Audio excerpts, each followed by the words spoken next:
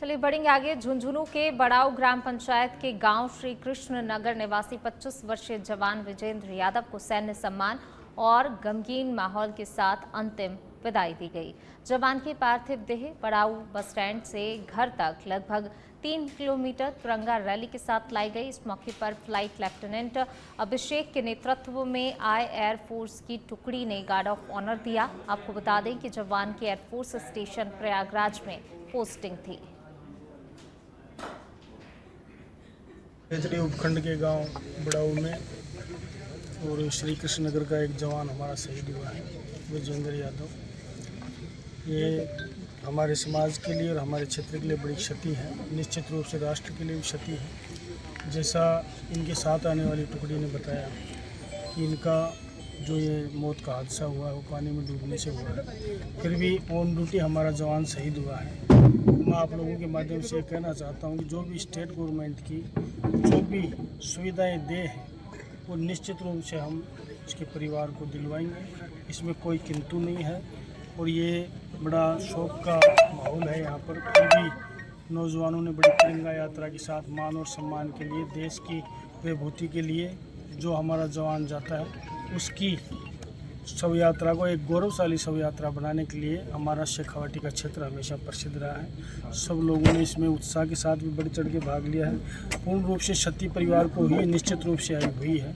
मैं उस परिवार चलिए बढ़ेंगे आगे। बात भीलवाड़ा की करेंगे, जहां सरकार भले ही किसानों को उन्नत किस्म के बीज उपलब्ध करवाने के लिए विभिन्न योजनाओं का संचालन कर रही हो, लेकिन जिले के कोटड़ी क्लस्टर में किसानों की ये शिकायत सामने आ रही है कि कृषि विभाग ने उन्हें उन्नत किस्म के नाम घुन लगा मक्का के बीज उपलब्ध कराए गए हैं। कोठाज पंचायत के किशन सिंह ने बताया कि सरकार का पूरा फोकस किसानों की आय बढ़ाने पर है, लेकिन सरकारी अमला किसानों के लिए मुसीबत बना हुआ है और उसने आरोप लगाया कि विभाग ने उन्हें घटिया घुन लगा हुआ बीज थमा दिया है। किसानों ने बोवनी के लिए मिनी किट खोले तो उन्हें घुना हुआ मक्का बीज मिला है। वहीं कृषि विभाग ने राजस्थान स्टेट सीड्स कॉरपोरेशन से मक्का की DHM 121 बीज की किस्म अन्नदाताओं के लिए उपलब्ध करवाई थी।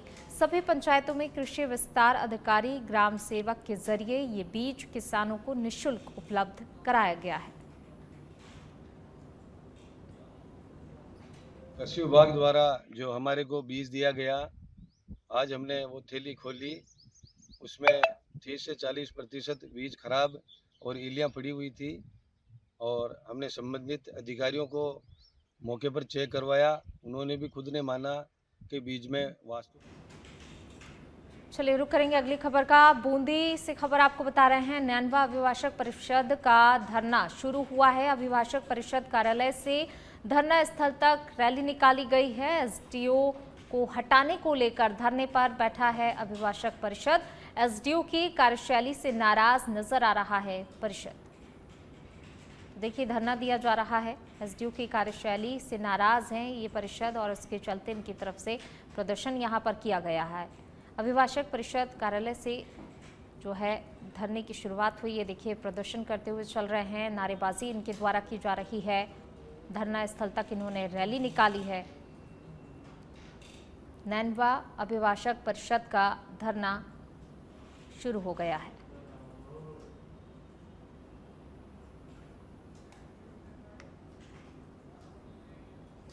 चलिए बढ़ेंगे आगे। राजस्थान की जूनियर फुटबॉल गर्ल्स टीम का चयन इस बार झुंझुनू में होगा। इसके लिए राजस्थान फुटबॉल संघ ने नॉकआउट की बजाय लीग मैचों का शेड्यूल तय किया है और झुंझुनू के 2 निजी खेल मैदानों में इसके मुकाबले भी आज से शुरू कर दिए गए हैं। आपको बता दें कि नेशनल खेलने के लिए टीम का चयन करने के लिए कुल 11 चयनित टीमों को बुलाया गया था। इनमें से 10 टीमें पहुंच चुकी हैं। प्रत्येक टीम 4-4 मुकाबले खेलकर सेमीफाइनल में जगह बनाएगी और फिर फाइनल होगा। इसके बाद राजस्थान की एक टीम बनाई जाएगी जो कि राजस्थान का प्रतिनिधित्व राष्ट्रीय स्तर पर करेगी। ये जूनियर गर्ल्स स्टेट टूर्नामेंट है अंडर 16। ये 2 तारीख से लेके 4 तारीख के बीच में चलेगा। हमने अब की बार पहली बार यहाँ पर लीग मैचेस करवाए हैं ताकि सब बच्चियों को खेलने का मौका मिले ज़्यादा से ज़्यादा, नहीं तो एक मैच खेलते ही वापस हो जाती थी। मेरा ये प्रयास है कि ज़्यादा से ज़्यादा इनको खेलने का वो टूर्नामेंट मिले और मेरे को बहुत शॉर्ट पीरियड में ये चैम्पियनशिप मिली है। मैंने प्रयास किया है कि एमपी साहब का मैदान स्कूल के अंदर लेकर ये ड्रेसिंग ग्राउंड अच्छी फैसिलिटीज दी है। उम्मीद करता हूँ कि ये लड़कियाँ अभी नेशनल में जाएंगी तो अच्छा प्रदर्शन करेंगी। पिछले साल भी हमारी टीम टियर 2 के अंदर चैंपियन रह के आई है, जूनियर्स में अंडर 17 में। एक इंडिया मुन्नी भांबू जो गोलकीपर थी इंडिया की, वो हमारे यहाँ राजस्थान से थी, बीकानेर से, और अभी मतलब वो बाहर खेलने गई हुई है। उम्मीद करता हूँ कि इन बच्चियों में भी जो खेलेंगी नेशनल के अंदर अच्छा प्रदर्शन करेंगी और नेशनल चैंपियन। आज राजस्थान का state level girls junior football competition का आयोजन आज यहाँ पे इंडियन स्पोर्ट्स ग्राउंड में हुआ है और यहाँ पे अंडर 16 और अबव 14 की बच्चियां हैं जिन्होंने भाग लिया है। 11 टीम यहाँ पे आज एकत्रित हुई है और परसों इनका समापन होगा। इन semifinal, final, first, second, third positions जो वो आएंगी और बच्चियों ने बहुत शानदार। चलिए बढ़ेंगे आगे। कोटा शहर में कुन्हाड़ी क्षेत्र स्थित एक नामी कोचिंग संस्थान अकेडमी के सेंटर को बंद कर दिया गया है, जिससे वहां पढ़ रहे करीब 150 छात्र छात्राओं का भविष्य अधर में लटक गया है। कोचिंग प्रबंधन ने इस फैसले के पीछे मेंटेनेंस का कारण बताया है, परंतु परिस्थितियां कुछ और ही संकेत दे रही हैं। जानकारी के अनुसार 2 से 3 दिन पहले छात्रों ने एडमिशन लिया था और 2 दिन तक नियमित कक्षाएं भी चली, लेकिन अचानक संस्थान ने 7 दिन की छुट्टी घोषित कर दी। इसके बाद ना तो संस्थान के किसी अधिकारी से संपर्क हो पा रहा है और न ही छात्रों और फैकल्टी को कोई संतोषजनक जवाब मिल रहा है। सर कुछ नहीं, हमने एडमिशन लिया था 18 तारीख को, हमारा बैच चालू हुआ था, कुन्हाड़ी में सेंटर था। तो तब हमने इनसे पूछा था कि सर ऐसा तो नहीं हो सकता है कि आपके बच्चे यदि कम रहें तो आप हमारे सेंटर को बंद कर दें और आप वहाँ पे बैठ जाएं। तो उन्होंने बोला था कि यदि एक भी बच्चा यहाँ पे पढ़ेगा तो हम आपका सेंटर यहीं रखेंगे, सेंटर बिल्कुल भी बदला नहीं जाएगा। चलिए बढ़ेंगे आगे। भीलवाड़ा के सबाईपुर कस्बे सहित आसपास के ग्रामीण क्षेत्रों में शुरू हुआ बारिश का दौर दोपहर बाद भी चल रहा है, जिससे एक बार फिर से क्षेत्र के नदी नालों में पानी की आवक हुई है। पल्यास के निकट से गुजर रही बेड़च नदी के उफान पर आने के चलते आवागमन बुरी तरह से बाधित हो गया है, तो वहीं मौके पर बलियास थाना पुलिस को जाब्ता तैनात है।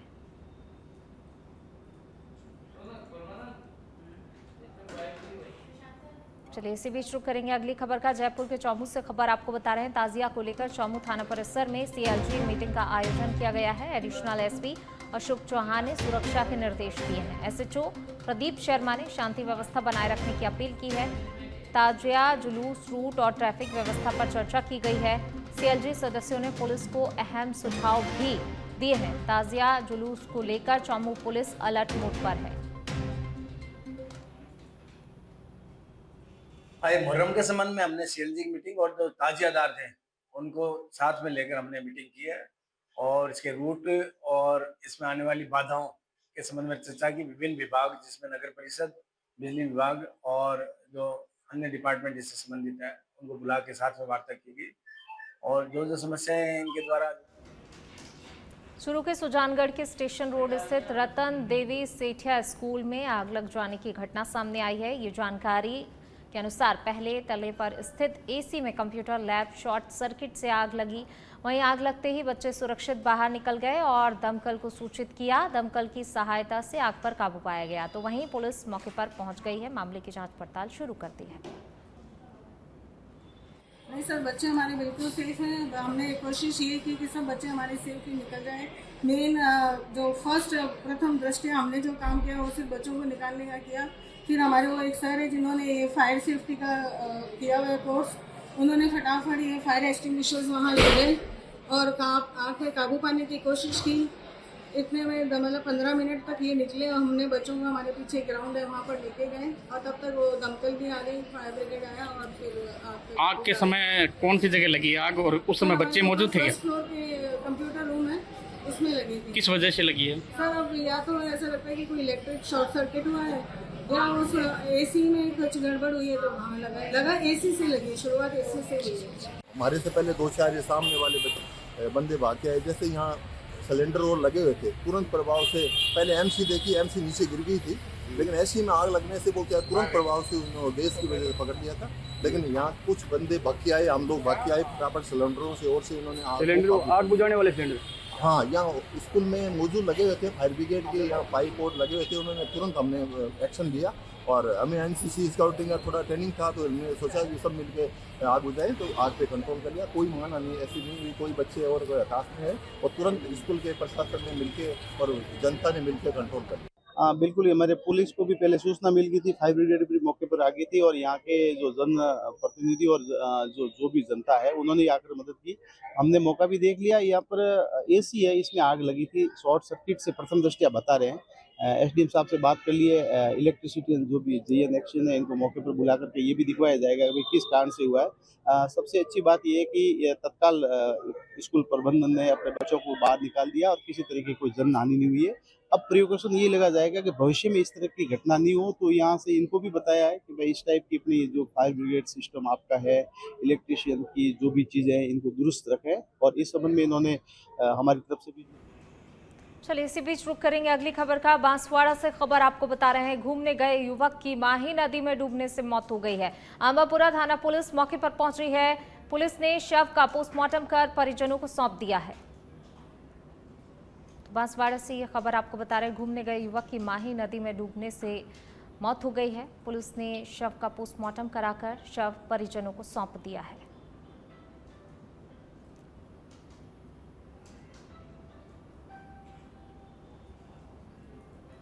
टीडवाना के रताऊ गांव में खेत में बनी पानी की डिग्गी में डूबने से 2 युवकों की मौत हो गई है। भारत शर्मा खेत में कृषि कार्य के लिए डिग्गी में पाइप फिट करने के लिए उतरा था। इस दौरान उसका पैर फिसल गया और वह गहराई में डूब गया। भारत को डूबता देख दीपक शर्मा उसे बचाने के लिए डिग्गी में कूद पड़ा, लेकिन वह भी बाहर नहीं निकल सका। दोनों की मौके पर ही डूबने से मौत हो गई। तो वहीं परिजन तुरंत दोनों को लांडनू के राजकीय अस्पताल लेकर पहुंचे, जहां पर डॉक्टरों ने उन्हें मृत घोषित कर दिया। वहीं पुलिस ने दोनों के शवों को मोर्चरी में रखवाया है और पोस्टमार्टम की कार्रवाई भी शुरू कर दी गई है।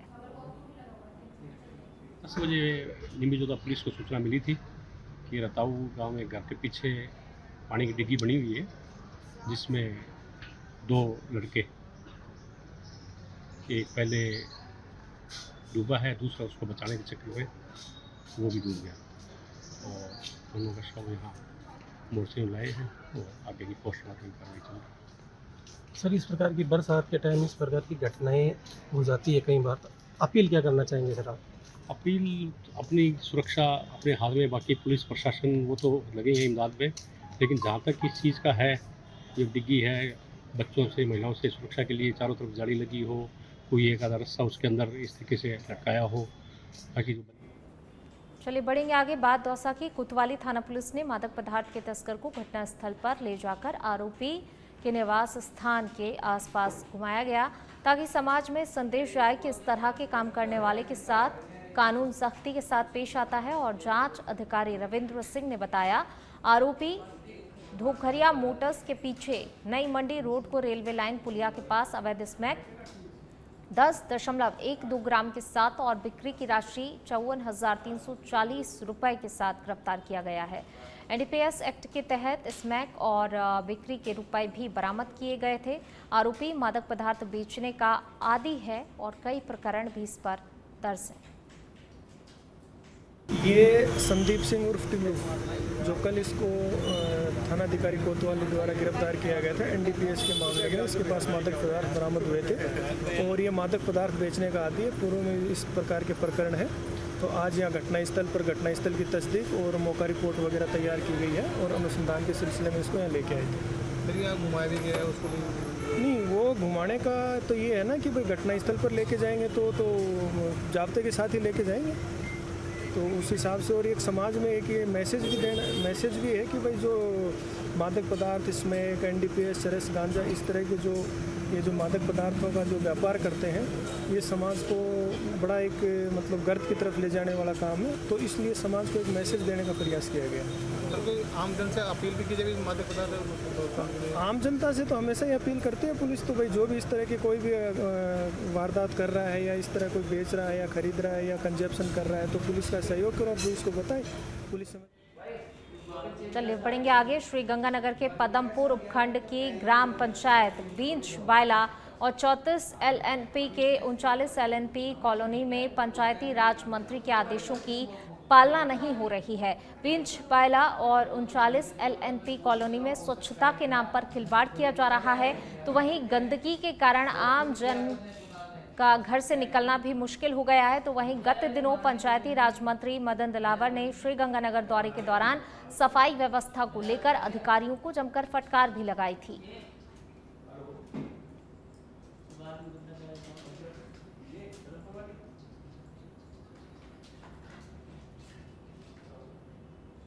चित्तौड़गढ़ में गंगरार जयपुर रोड पर लगा लंबा जाम। करीब 5 किलोमीटर लंबे जाम में फंसे सैकड़ों वाहन।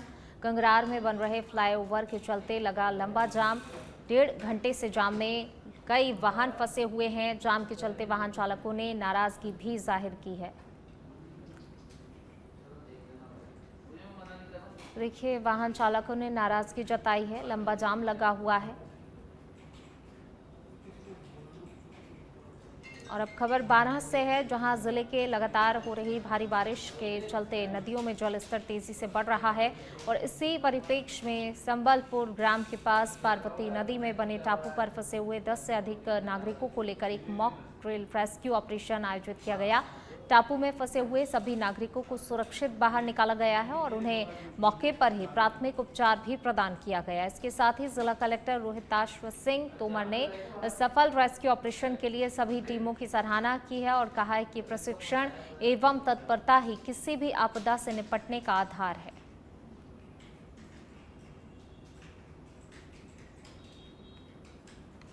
आपको पता है, हर साल बारिश से पहले हम लोग मॉक ड्रिल करते हैं, तो इस बार भी SDRF ने आज का दिन चिन्हित करके मॉक ड्रिल यहाँ पे रखी है। और जैसा कि आपको पता है कि इस बार बारिश पहले आ गई और बहुत ज़्यादा बारिश आई है, जैसे स्पेशली MP से जो नदियाँ हमारे आती हैं, तो हम लोगों ने स्थान चिन्हित कर इस बार जो किया है पार्वती नदी पे किया है। और आज के दिन बारिश भी हो रही, तो आप जैसे पीछे देख सकते हैं कि पानी बहुत ज़्यादा आ रहा है।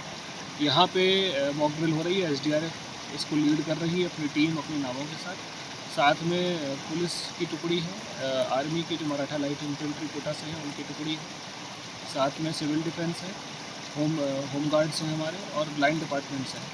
और हमारा उद्देश्य ये है कि जान माल की कोई भी हानि ना हो और हमारी जो टीम्स हैं वो पूरी तरह से तैयार रहें किसी भी तरह की स्थिति से निपटने के लिए। तो ये मॉक ड्रिल इसीलिए इसी दिशा में आज हम लोग कर रहे हैं। जयपुर से खबर आपको बता रहे हैं, महारानी कॉलेज के परिसर का वीडियो वायरल हो रहा है। कथित रूप से महारानी कॉलेज परिसर में 3 मज़ारों का वीडियो वायरल हो रहा है। वीडियो वायरल होने के बाद खड़ा हुआ विवाद। धरोहर बचाओ समिति राजस्थान के अध्यक्ष एडवोकेट भारत शर्मा पहुंचे हैं मौके पर। उन्होंने कहा, कॉलेज परिसर में बनी मज़ारें हाल ही में बनाई गई प्रतीत होती हैं। राज्य सरकार से तत्काल जांच और कार्रवाई की मांग की गई है।